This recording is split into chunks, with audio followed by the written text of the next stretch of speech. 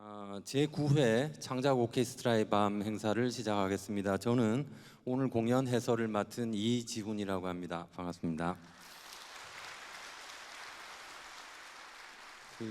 부산국제영화제라는 쓰나미가 있는데도 이렇게 많이 와주셔서 대단히 감사하게 생각합니다.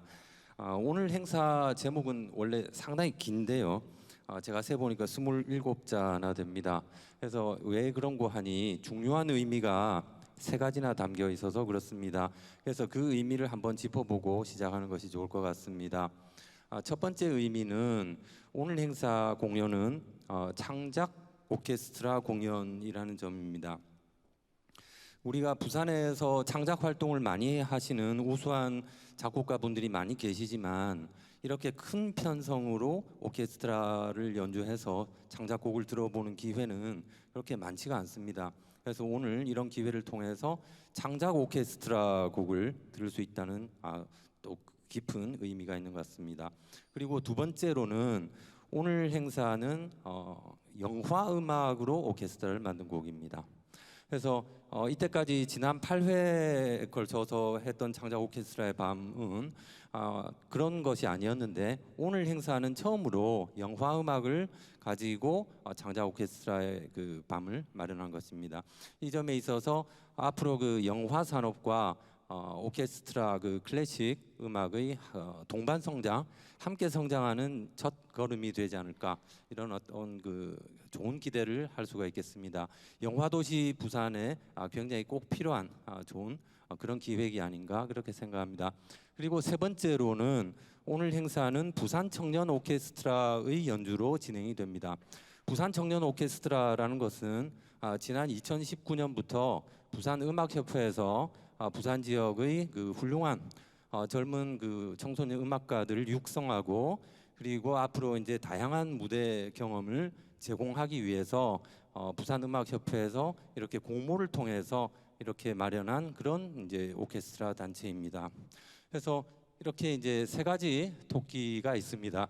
첫 번째는 창작 오케스트라라는 점, 그리고 두 번째 영화 음악이라는 점, 그리고 부산 청년 오케스트라의 육성이라는 점, 이런 세 가지 토끼를, 세 마리 토끼를 한꺼번에 잡기 위해서 이런 좋은 행사를 마련해 주신 부산음악협회 유영욱 회장님께 먼저 그 감사의 말씀과 격려의 박수를 드리고 싶습니다. 유영욱 회장님, 예, 저기 계십니다.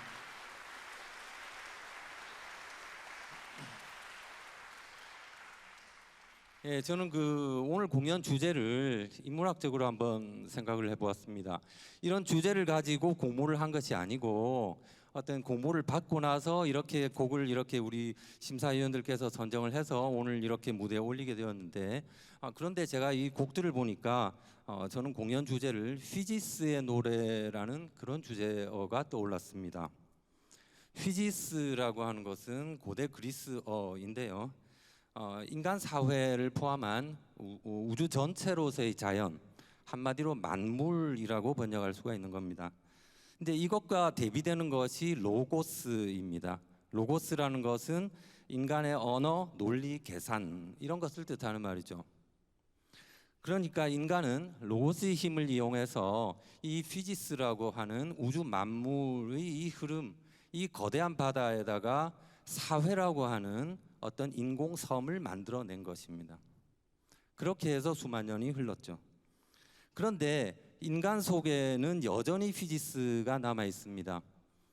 언어로 표현할 수 없는 그 감정의 흐름, 그리고 사랑, 그리고 생리 현상, 이런 것들은 여전히 피지스의 흐름과 맞닿아 있습니다. 그런데 로고스, 인간의 어떤 언어, 논리, 그리고 계산 이런 것들은 이 로고스는 피지스, 인간 속의 피지스가 이 우주의 피지스와 만나는 그 연결점을 자꾸 가로막고 가리고 덮고 그리고 통제하려고 합니다. 물론 로고스는 그 자체로 나쁜 것이 아니죠. 그것이 없으면 사회 유지가 안 됩니다. 그러나 만약에 인간이 로고스, 인간 사회가 전부라고만 생각한다면 인간이 언어로 표현하는 사회만이 그것이 전부라고 생각한다면 인간은 대단히 불행해질 수밖에 없고 그런 현상들이 현대 사회에 많이 나타나고 있습니다. 그래서 초기 그리스 현자들은 우리가 인간 사회라고 하는 섬에 살아갈지라도 언제나 휴지스의 마음을 열고 귀를 기울이고 휴지스의 노래를 들어라 라고 충고했죠. 그러나 그 뒤에 인류 역사가 발전하고 사회 규모가 커지면서 우리는 자꾸 로고스가 전부인 것으로 알고 로고스에 닫혀버렸습니다. 그 연결고리가 점점 더 약해져 버렸습니다. 그래서 오늘날 우리가 다시 한번 많은 사람들이 이야기를 합니다. 우리가 로고스가 전부라고 생각하고 닫혀버려서는 안 된다. 피지스의 노래를 들어라. 오늘 이상하게도 오늘 그 연주되는 곡 주제가 저는 피지스의 노래를 들어라라는 그런 주제로 생각해 볼 수 있다고 전 느꼈습니다. 첫 곡은 박성환 교수님의 아바타 판타지로 시작하겠습니다. 독주 비올라 또는 독주 클라리넷과 챔버 오케스트라를 위한 아바타 판타지입니다. 박성환 교수님은 여러분들 잘 아시겠지만 한국을 대표하는 원로 지휘자이시자 활발하게 창작 활동을 하시는 청년 작곡가이십니다. 그래서 오늘 이 곡을 들으면은 마치 숲속에 들어간 것 같습니다. 대단히 새소리도 들리고 색깔들도 다양한 색깔들이 보이고 그렇습니다. 그래서 숲속 정글로 들어가는 어떤 신비함과 아름다움 그리고 불안감도 함께 느껴집니다. 그리고 후반부에 가면은 나비족과 인간들이 전투하는 장면이 묘사가 되는데 그것이 상당히 어떤 슬픈 정조로 이렇게 묘사되는 점이 대단히 인상적입니다. 그런 생각을 한번 가지고 보시면 좋을 것 같습니다. 공연과 함께 오케스트라 사운드의 그 인터랙티브라고 하죠. 그 사운드에 맞추어서 영상이 보이실 겁니다. 좌우로 미디어 아트 작가 고은 작가님이 이렇게 특별히 오늘 행사를 위해서 마련해 주셨습니다. 자, 그러면 직접 연주를 들으시고 한번 감상하시고 다음 또 이어서 가도록 하겠습니다. 연주 부탁드리겠습니다.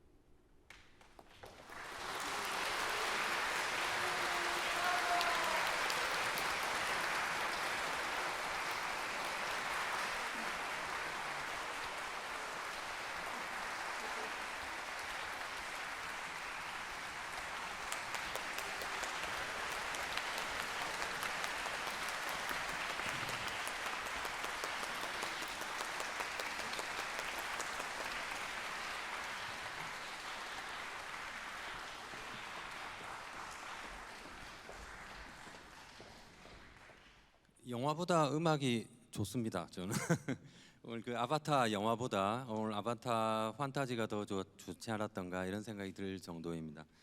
이 바이올린 소리와 클라리넷 소리가 이제 판타지를 정말 연출하는 그런 느낌이었고 좋았습니다. 그 영화는 사실은 아바타 영화 2009년도에 나온 그 영화에 대해서는 저는 사실 약간 좀 영화로서 한계가 약간 있었다 주제가. 저는 약간 좀 그렇게 보는 좀 아쉽게 보는 좀 그런 면이 있습니다. 왜 그런 거 아니?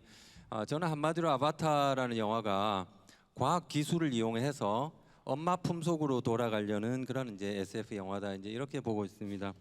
말하자면 이제 과학 기술을 통해서 엄마 자궁 속으로 또 이제 돌아가고 싶은 그런 이제 꿈을 담은 영화다. 왜 그런 거 아니? 이제 그 뒤에 그죠? 여기 촉수를 연결해 가지고 이제 연결이 되는 게 사실은 탯줄을 이제 이야기하는 것 아닌가. 그래서 어떤 여성에 의한 구원, 모성에 의한 구원이라는 주제가 강력하게 이제 들어있는 영화가 아닌가 이렇게 생각을 합니다. 왜 그런 거 아니? 제임스 카메론 감독이 그 5번째 결혼을 한 직후에 만든 영화라서 이번 5번째 여성에게는 정말 기대를 건다라는 그런 어떤 개인적인 좀 그런 사연이 좀 들어있지 않았나. 근데 이제 그때 모성이라는 것을 아까 말씀드린 대로 한다면 어떤 피지스의 노래로 또 확장해서 생각한다면 오늘 우리 주제하고 또 부합하지 않은가, 음악과 부합하지 않은가 그런 생각을 해봅니다. 이제 두 번째 곡을 들으실 텐데요. 박규동 작곡가님의 행복한 날, 더 해피데이라는 곡을 들으시겠습니다. 사실 과거의 영화 음악에서 클래식 음악이라고 한다면 주로 웅장하고 화려한 바이올린 현악기 중심이라고 이제 생각하기가 쉬웠는데요. 특히 그 아바타 영화 이후로 영화 음악에서 클래식 음악이라는 것이 많이 바뀐 것 같습니다. 그래서 현악기는 상대적으로 은은하게 깔리는 반면에 어떤 관악기, 타악기, 피아노를 상대적으로 부각해서 이렇게 연주하는 그런 경우가 많은 것 같은데 이 두 번째 들으실 곡도 어떤 그런 흐름 속에서 우리가 한번 생각해 볼 수 있지 않은가. 어떤 행복함 그리고 행복함이 동반하는 어떤 아련한 복잡한 감정을 한번 느껴보시기 바랍니다. 자, 그러면 연주 이어서 들어보시겠습니다.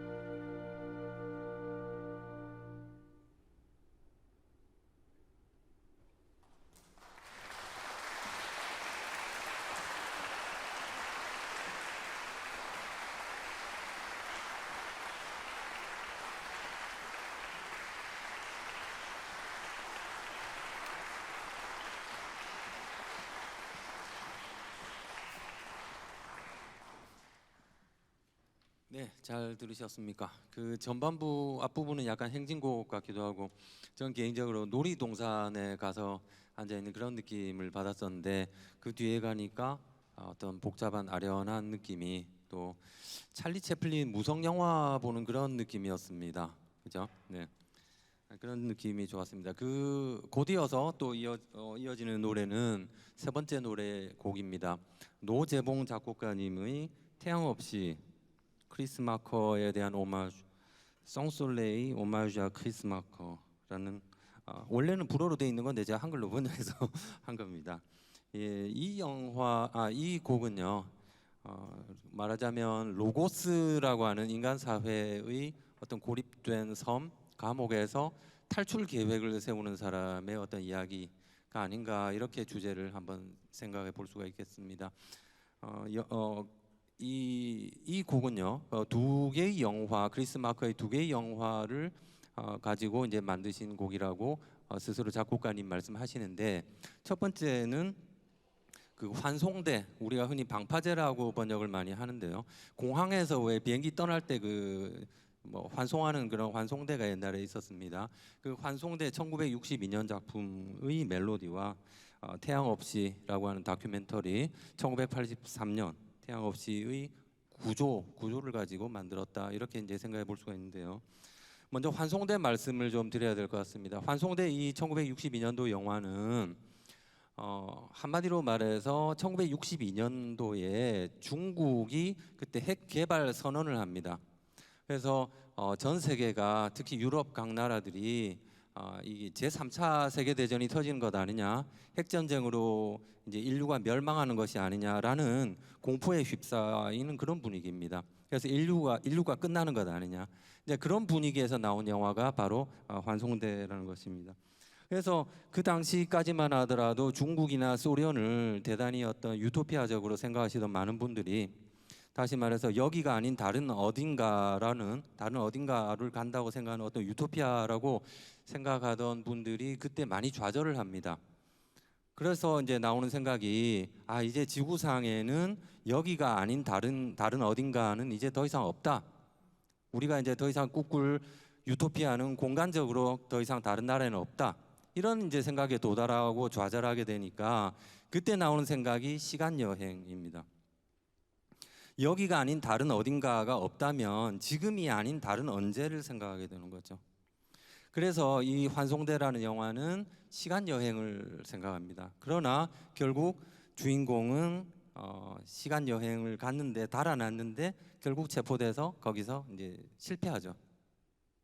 그래서 다른 어딘가를 가는 것도 실패했다는 거죠. 그 뒤에 20년 만에 감독은 여기가 아닌 다른 어딘가를 꿈꾸는 것이 좌절된, 그리고 시간 여행도 좌절된 그 감독이 태양 없이라는 다큐멘터리를 83년도에 만들어냅니다. 여기에서는 일본과 아프리카가 계속 대조적으로 보여주는데, 여기서 중요한 포인트는 일본과 아프리카가 다르다는 것을 보여준다는 것이 아니라 두 나라가 같다는 것을 보여주는 것이 이 영화의 재밌는 점이라고 생각합니다. 무슨 말이냐면은 일본 속에도 아프리카적인 요소가 있다는 거죠. 한마디로 말하자면 일본이 자세히 들여다보면은 아프리카 밀림 정글 같은 곳이다라는 것을 감독이 이야기하는 겁니다. 한 장소에서 이 역이라는 곳을 잘 들여다보니 여러 겹겹이 다른 어떤 지층들이 있더라는 거죠. 다른 시간적으로 보면은 과거에 전통이 있었고, 그리고 최첨단의 어떤 기술 미래가 있고, 그리고 60년대 70년대 일본을 휩쓸었던 안보 투쟁 적군파의 활동도 있었다는, 이런 것들이 겹겹이 있더라는 거죠. 그래서 여기가 아닌 다른 어딘가를 꿈꾸던 사람들이 지금 여기에서 다시 출발을 하는데, 크리스 마커의 생각이 여기에서 출발을 하는데, 지금 여기를 자세히 들여다보면 이 안에 수많은 공간과 수많은 시간이 겹겹이 쌓여 있더라는 것을 발견하고, 그것을 영화로 표현한 것이 아닌가, 이렇게 생각합니다. 그래서 이분이 이제 로고스의 섬에서 탈출한 전략으로, 제가 볼 때는 여기가 아닌 어딘가로 이제 탈출하는 전략이 아니라 여기에 더 깊게 파고들어서 여기에서 그 여기를 복층화, 다층화, 다양화하면서 그 중에서 어떤 요소를 확대시키는 상상력이다. 그래서 이것은 저는 해킹적인 상상력이라고 부릅니다. 어디로 탈출하는 것도 아니고 폭발시켜서 파괴시키는 것도 아니고 그 안에 들어가서 그거를 복층화시키면서 바꿔내는, 그 구조 전체를 바꿔내는, 그래서 해킹적인 상상력이다. 그래서 오늘 들으실 음악은, 노재봉 작곡가의 음악은 제가 듣기에는 굉장히 이런 구조를 잘 보여준 것 같다. 한 여기, 지금 여기를 파고들면 들수록 겹겹이 쌓여 있는 또 다른 세상이 열리는 그런 느낌을 저는 받았습니다. 그래서 노재봉 작곡가 말씀하신 것처럼 크리스 마크에 대한 오마주라고 말씀하셨는데, 저는 굉장히 그 제목에 부합하는 곡이다라고 생각을 합니다. 한번 직접 들어보시고 여러분들 한번 생각해 주시기 바라겠습니다. 예.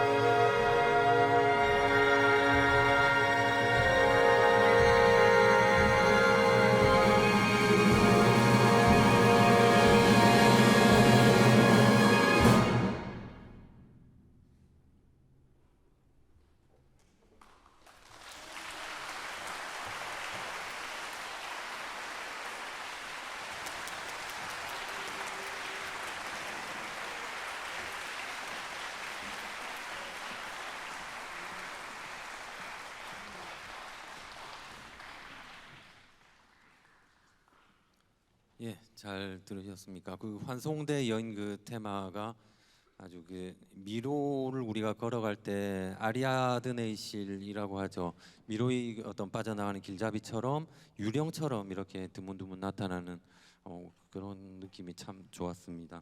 그래서 줄 베른이 쓴 그 지구 속 여행이라는 그런 것 좀 지구 속에 또 다른 또 다른 세상이 또 있다라는 거 신세계 백화점 말고 신세계의 어떤 것이 있다. 그 신세계란 말 안 하고 신천지 이러면 더 이상하죠. 그러니까 새로운 뭐가 있다. 네, 그런 어떤 느낌이 참 좋았습니다. 이제 이어질 네 번째 곡은요. 백현주 작곡가님의 Not to be sung. 아마 그러니까 우리말로 하자면 노래로 불리지 않을 이제 이런 이제 제목이 될 것 같습니다.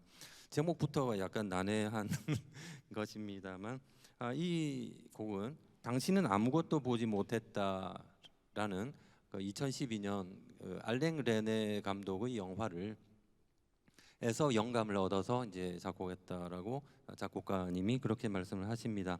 당신은 아무것도 보지 못했다. 이 영화는 제목이 좀 사실 황당하잖아요. 영화를 다 보여주고 나서 당신은 아무것도 보지 못했다라고 이제 감독이 제목을 그렇게 붙였으니까. 근데 이제 이 영화는 오르페우스와 유리디케, 오르페우스 고대 그리스 신화에서 그죠?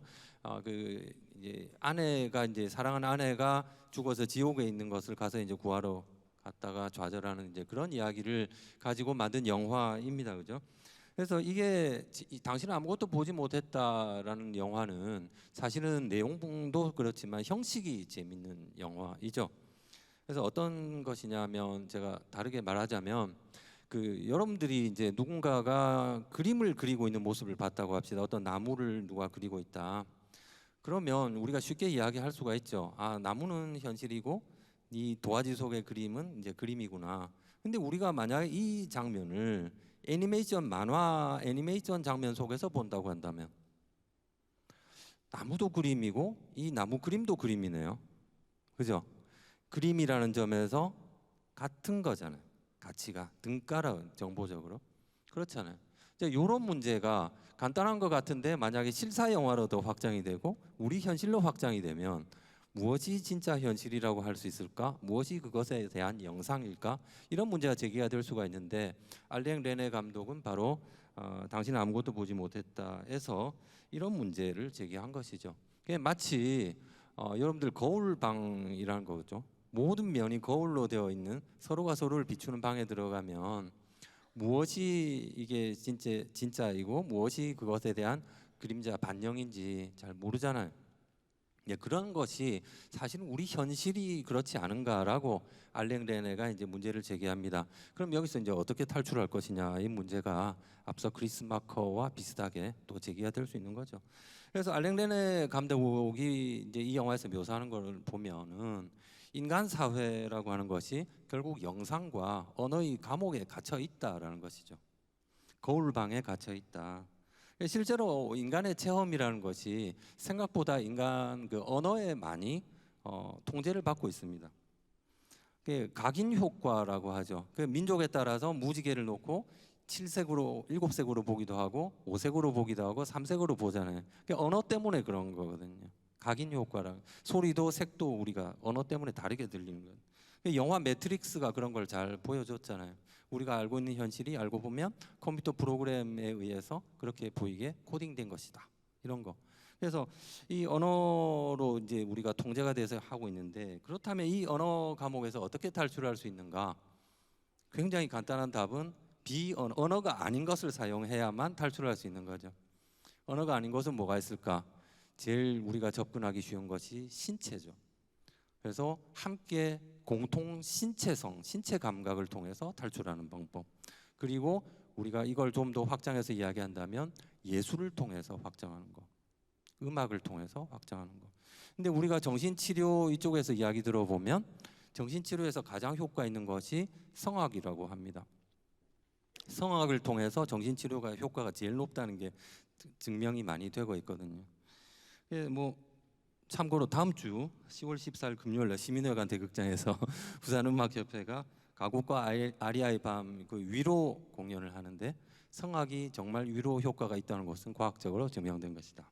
것을 말씀드리는데, 어쨌든 언어라는 과목에서 우리가 어떻게 탈출할 수 있느냐?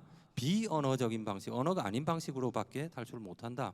그럴 때 공통 신체 감각, 음악, 그리고 성악. 이제 성악은 왜 그런가 하니 신체성을 제일 많이 쓰는, 몸을 악기로 쓰는 거니까, 그런 음악이니까 제일 그런 것 아닌가 생각할 수 있는데, 영화에서는 주인공이 바로 오르페우스입니다. 오르페우스는 여러분 다 아시다시피 음악가입니다. 우리가 예술가의 어떤 원형이라고 이야기하죠. 음악가이죠. 음악가만이 다른 세계로 갈 수 있었죠. 지상의 세계에서 지옥으로도 갈 수 있었고, 그리고 그 세계에서 이 세계로 올 수 있었고, 그러니까 한마디로 말해서 언어적이지 않은 방식으로만이 다른 세계에서 같은 세계로 함께 들어갈 수 있는 그런 능력을 보여준 거죠. 물론 마지막에 오르페우스가 흔들렸죠. 흔들리는 바람에 이제 그것이 좌절되어 버렸지만, 백현주 작곡가의 곡을 제가 오늘 보면은 그런 비슷한 느낌을 받습니다. 이 공연 자체가 연주 자체가 어떤 그 로고스, 언어, 이 상징계라고 하죠. 아까 말씀드린 언어라는 걸 상징계라고 하는, 언어에 갇힌 그런 상황을 보여주는데, 이 성악 소프라노가 나오는데요. 소프라노와 관현악이 서로 거울처럼 서로를 비추는, 거울방에 들어온 그런 느낌을 만들어냅니다. 노래와 플루트가 서로 거울처럼 비추고, 그러다가 그 시스템, 언어 시스템을 뚫고 침입해 들어오는 노래 소리가 들어옵니다. 그게 이제 제가 생각하는 이제 피지스의 노래라는 것입니다. 그래서 한번 그런 관점에서 이 닫혀 있는 폐쇄된 이 로고스의 시스템에서 그것을 외부에서 뚫고 들어오는 그 노래 소리를 한번 들어보시면 재미있을 것 같습니다. 예, 연주를 들어보겠습니다.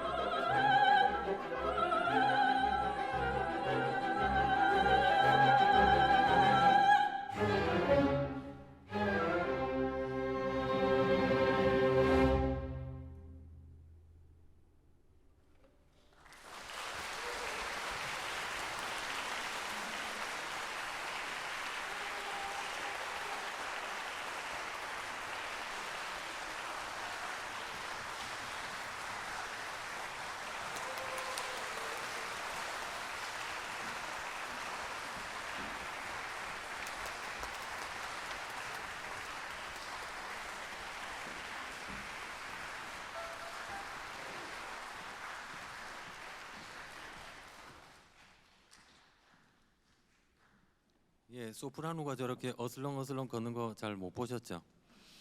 예, 그 우리가 택배할 때 그 잘못 배송된 그 오배송이라고 하는데 그 자크 데리다는 그걸 철학 개념으로 중요하게 사용하는데 시스템의 어떤 한계를 보여줄 때 편지가 붙였는데 이렇게 배송이 되지 않거나 잘못 가거나 이런 것들 오배송되는 그런 어떤 느낌을 보여주기도 했습니다. 예. 오늘 그 소프라노는 안지현 소프라노이십니다. 독일 비스바덴 국립극장 솔리스트로 활동하고 계시는 분이십니다. 오늘 또 이렇게 귀한 또 참여해 주셔서 대단히 감사하게 생각합니다.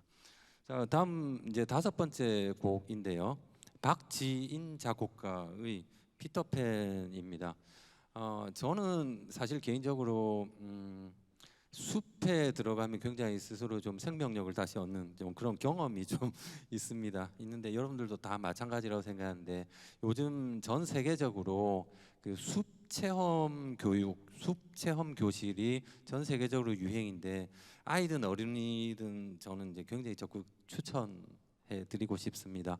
부산에도 있고 경남에도 있고 다 요새 많이 진행이 되고 있는데 이 숲에 들어가게 되면은 휘지스의 감성을 자연스럽게 회복하고 이제 친구들끼리 놀면서 공동체 감각, 동료 감각도 회복해 나가는 여러 가지 책 읽고 막 그런 것도 중요하겠지만 그런 느낌이 대단히 중요한 것 아닌가 이렇게 생각합니다.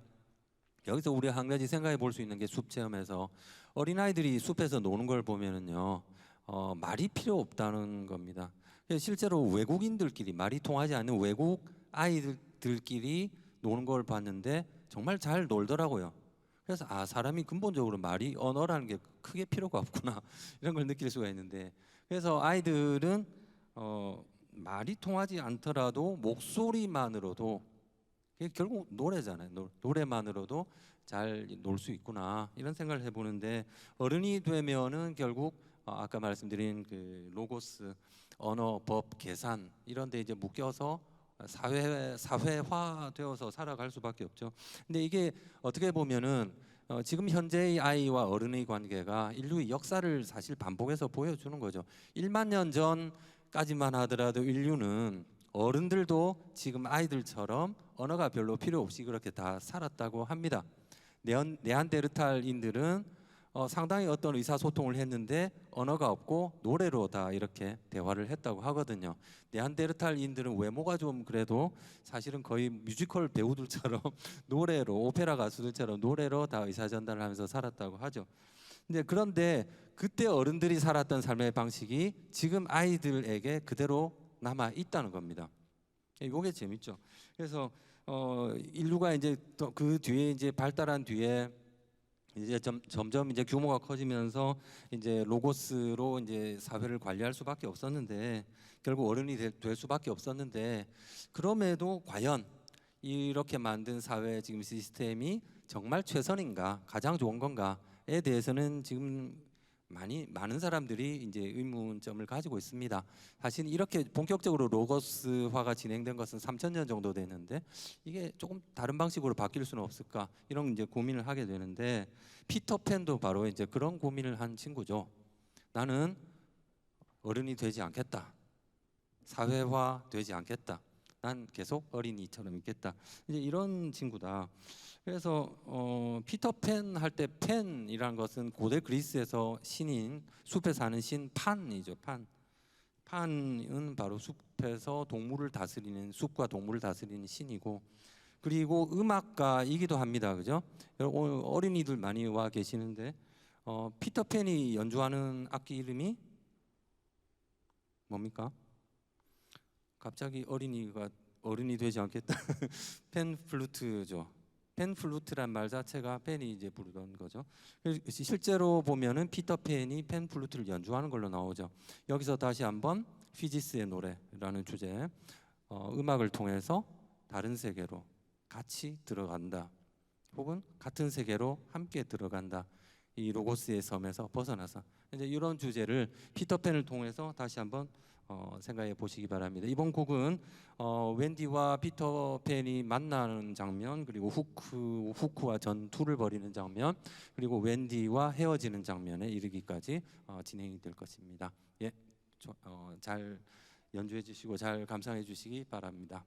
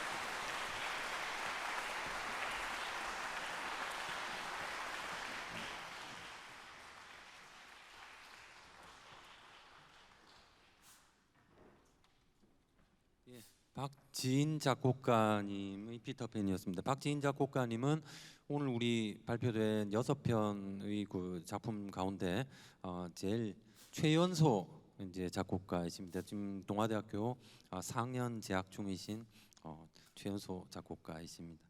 그래서 피터팬은 말씀드린 대로 어른 되기를 거부한 사람이라면 또 있습니다. 그런 인간들이 어른 되기를 거부한 인간들이 또 해적들이죠. 해적들. 그래서 아까 말씀드린 어떤 로고스의 세계에 갇혀서 살려고 그런 이제 사회화되어서 어른처럼 살려고 하지 않고 자기들만의 질서를 만들고 자기들만의 로고스를 새로 자기들만의 어떤 윤리 그리고 미의식 미학적인 의식을 새롭게 자기들끼리 만들어가는 이제 그런 집단이 이제 해적 집단이다. 그래서 우리가 뭐 해적처럼 살기는 어렵겠지만 그 어떤 캐리비안의 해적을 통해서 여러 가지 우리가 생각을 해볼 수가 있는데 6번째 마지막 곡은 이상준 작곡가의 캐리비안의 해적 운명의 날이라는 작품입니다. 실제로 운명의 날 이런 작품 영화는 없는데 이제 영감을 받아서 이제 작곡하신 그런 곡이라고 생각하시면 되겠습니다. 그래서 이 작품 그 음악 들으시면 전부 다 이제 굉장히 어떤 가슴 뭉클한 그런 걸 느끼실 텐데 그게 딴 게 아니라 아까 제가 처음에 말씀드린 것처럼 우리가 어떻게 하면 이 피지스라고 하는 이 거대한 우주의 바다 흐름의 바다 속에 로고스라고 하는 섬에서 우리가 스스로 이렇게 사회를 만들어서 살고 있는데 어떻게 하면 여기에 갇히지 않고 피지스의 흐름의 노래를 들으면서 살아갈 수 있는가 할 때 그 구체적인 방법에 있어 가지고는 친구가 있어야 됩니다. 혼자서는 도저히 그걸 할 수가 없다는 거죠. 그래서 제가 자주 드리는 말씀으로는 홈베이스가 있어야 된다. 여기에서만큼은 내가 마음을 믿고 의지하고 이야기 나눌 수 있는 그런 사람이 있다 하는 그런 어떤 홈베이스가 있을 때 우리가 그 인간 사회라고 하는 섬에서 외롭게 살지만 피지스의 마음을 열고 그것을 함께 나누면서 우리가 살아갈 수 있는 것이다. 그래서 우리가 좀 좋게 이야기를 하자면 해적 집단들도 일종의 좀 그런 생각을 했던 사람들이다. 마구 그냥 나쁜 해적도 있겠지만 그렇지 않은 해적들도 많았다는 것이 역사 기록에 꽤 많이 남아 있습니다. 그래서 사실은 아까 말씀드린 어떤 해킹적인 사고, 지금 그러니까 여기가 아닌 다른 곳으로 탈출해 버리는 그런 사고가 아니라 지금 여기에서 또 다른 어떤 시간과 공간을 발견해서 살아가는 그런 어떤 눈을 가지는 것을 해적들은 사실은 자기들 이 사회 살면서 또 다른 자기의 질서를 자기들끼리 구축해서 우정과 동료와 친구들 통해서 동료가 위험하면은 어떤 손익 계산하지 않고 로고스의 사회처럼 어떤 내가 이걸 하면 이익이 되니까 이 친구를 돕는다 이게 아니라 그냥 무조건 몸이 나가서 도와주는 이런 어떤 그 우정 이런 것들이 혹은 남녀 간의 사랑도 마찬가지였고 그런 것들이 우리에게 좀 앞으로 어떻게 하면 그 잘 살아갈 수 있는가 친구들과 함께 이 험난한 세상을 이런 것들을 잘 보여주지 않았나 이제 그렇게 생각합니다. 그럼 마지막으로 이상준님의 캐리비안의 해적 운명의 날 들으시겠습니다.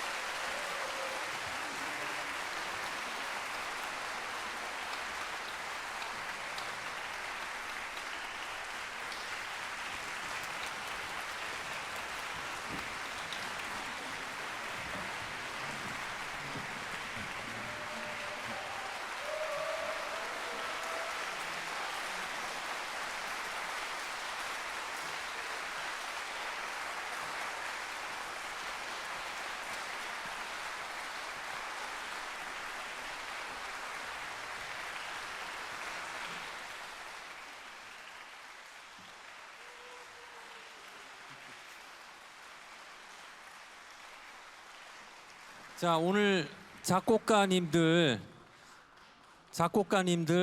앞으로 오셔서 우리 관객분들에게 인사를 드리겠습니다.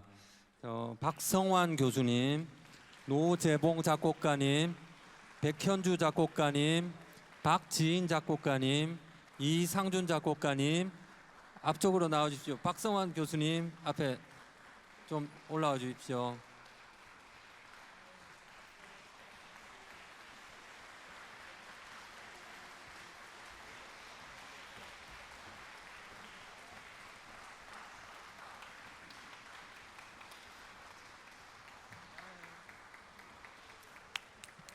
오늘 박규동 선생님은 작곡가님은 사정이 생겨서 참석을 못하셨습니다. 예, 오늘 공연 잘 즐겁게 잘 감상하셨죠? 예, 마음을 담아서 한 번 더 박수를 부탁드리겠습니다.